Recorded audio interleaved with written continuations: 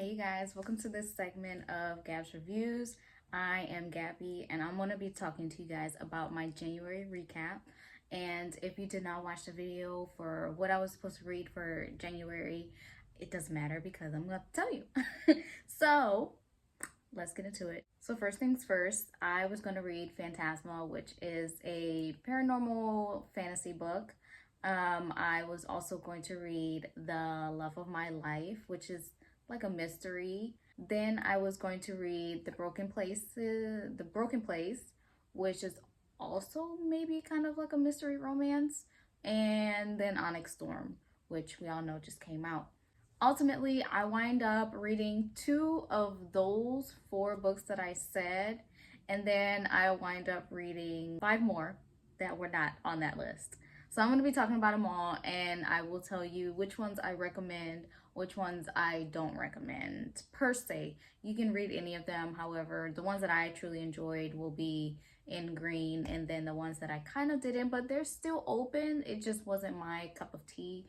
Will be in a different color, probably red. So when talking about Phantasma, this was like a combination of the Haunted Mansion and the Hunger Games. It was in a haunted type of cathedral place, but there was a game going on and you had to be the last one. And it was a romance. It was 100% amazing. I would recommend that, you guys. If you are a paranormal fantasy romance reader, this is it. This is the one for you. It had spice, it had adventure, and I give it about 4.7, maybe 4.8. Next up is The Love of My Life. This one really was intriguing to me because it wasn't like a normal mystery book where it kind of leaves you at the end hanging, as I feel mystery books do. I know a lot of people like mystery books, but I personally don't, but I wanted to give this a chance. So in the beginning, it kind of got you hooked. It gave you that, ooh, what happened? You know, his wife, she was keeping a big secret from her husband, and as the husband is trying to figure out what the secret was, and we're trying to figure it out too, it takes you through the whole book, and like mysteries do, you have to wait until the very end to figure out what the secret was.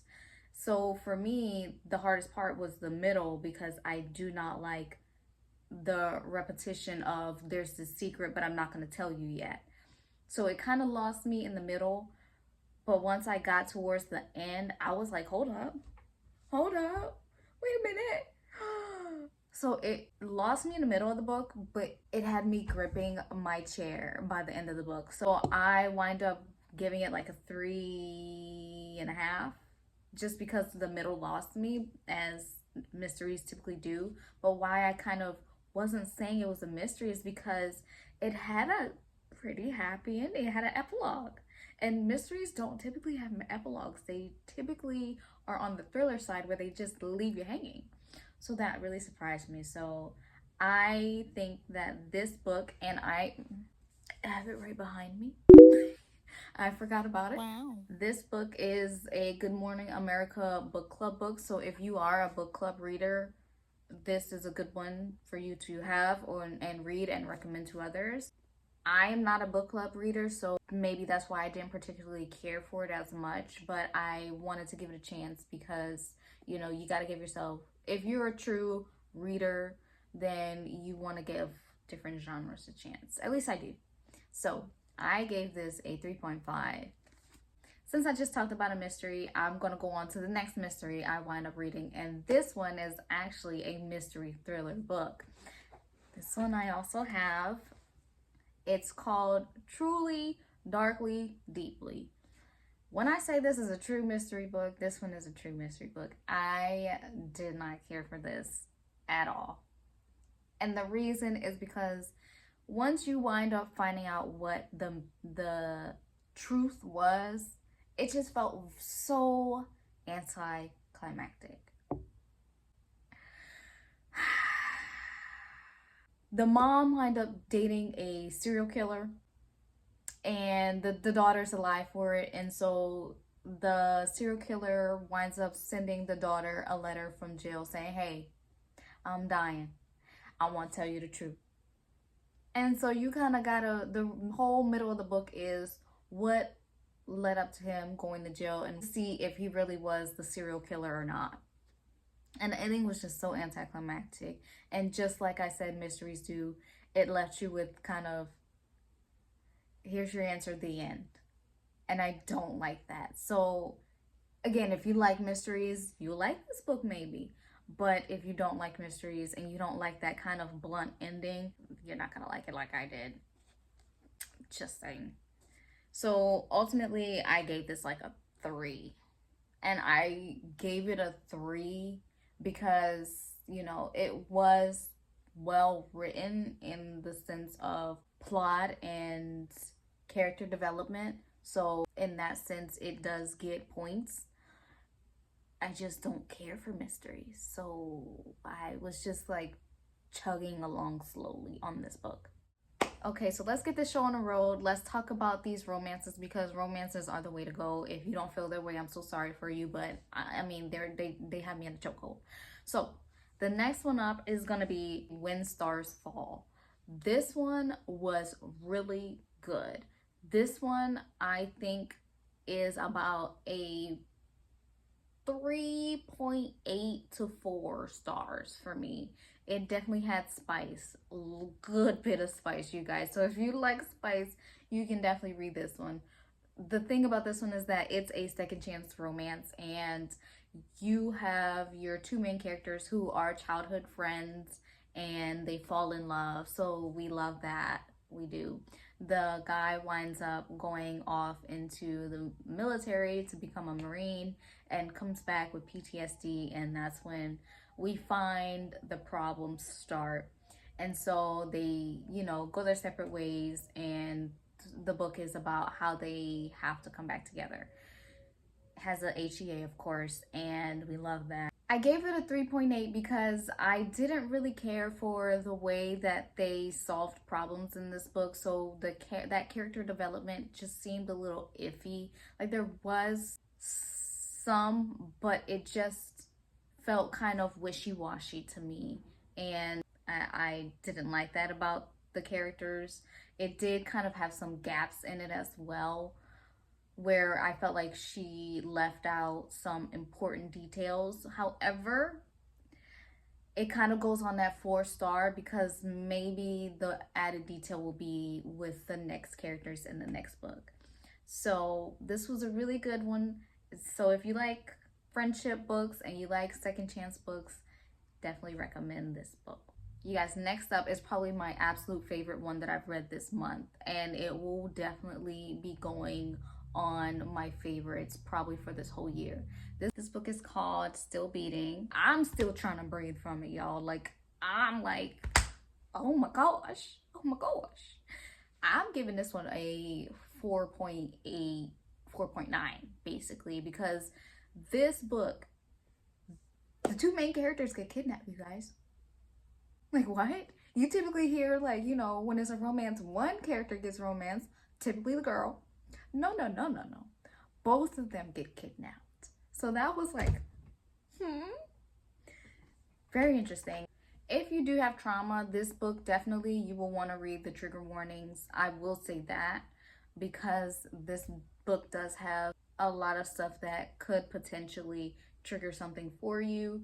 So if, you know, abuse is something that you cannot read in a book, then this one may not be for you. This book literally takes you through the trauma and through the healing process, and that's what I think is so beautiful about this book. You don't really hear too much about the healing process of books. It's always like, you know, oh, now that I'm back with the guy, we can continue our life and I am healed because you were in my life. This book is not like that. This one is raw in a sense of like, no, we're both traumatized. Like, we are traumatized. How are we going to get through this trauma? How are we going to do that together, and how are we going to do that separately, which I think was beautiful. So I totally recommend this book wholeheartedly. And the only thing that really kind of didn't put this at a 5 was because some of the decisions they made just like made my eye twitch, and I wish that we had gotten answers on some things that I can talk about this book in a separate one, but because this is just a January recap, I'm giving you guys just a little brief um, about for each of the books and why I would recommend them. And last but not least, these are two books in the same series. So it is The Ever King and The Ever Queen. This book is your typical fantasy, fae series book, romance, great book. I'm not gonna say that they were like, oh, I'm gonna remember this forever. To me, I call these kind of filler books just because like they're great books, but honestly, there was nothing like to set them apart from any other fantasy book. So I give it a 4.2. You know, both of them were absolutely fantastic. You have again, this was childhood enemies that had a connection as children, of course, and then later on, he kidnaps her. Let's just put it like that. He kidnaps her, you know. So it's one of those kidnap, um, forced proximity books that you just yearn for, you guys. You just love it. It was well written. This one was great because it was different for Faye because he's kind of pirate. And that's different. I don't hear Fae pirates too often. There are some, but I have not read them yet. So this one was a good change for me. And with the second book, you just continue on in how they grow and develop. And I think it was just well written for both. It's very hard to have one book great and then the other one be great as well. I think this did it. It's again, I'm a critic and I can be very harsh on books sometimes. So the fact that I am saying that both of these books were really good and really well written, I recommend these books as well. So now that I've told you guys about all the books that I read, I want to get into which ones I will recommend first and the ones that I probably wouldn't recommend unless you just like that type of book. First up, the one that I was gushing over is this gonna be Still Beating. Of course, it had me in a chokehold. Next up, and it's a close next up too because this was a fantastic one, Phantasma. Phantasma was amazing. I mean, wow. Wow, just got me tongue twisted. After Phantasma, we're gonna do The Ever King and The Ever Queen. It was just such a good, easy read, and it did no wrong. So those were really great reads. After that is gonna be When Stars Fall. Again, this one was good. Could have been better, but really good. And I would still recommend it if somebody was looking for a military romance or a second chance romance, because it was good. And for my last ones, it's gonna be first The Love of My Life, and then it's gonna be Truly Darkly Deeply is the one that I'm like, I'm not recommending that personally, unless somebody just wants a thriller mystery, and even then that wouldn't be my first recommendation. My first one would probably be The Silent Patient. If you have not read that, that's a good mystery. This one though, if they read The Silent Patient, then I'll be like, well, I read this mystery. You give it a try. But even then, I would say, hey, I would say The Love of My Life first. It's definitely because it's a different type of mystery. So I hope you guys enjoyed, and I hope you do read some of these. Of course, definitely the ones at the top of the list. I will be back to tell you guys what's up next for February. Thank you for watching, and I'll see you next time. Bye.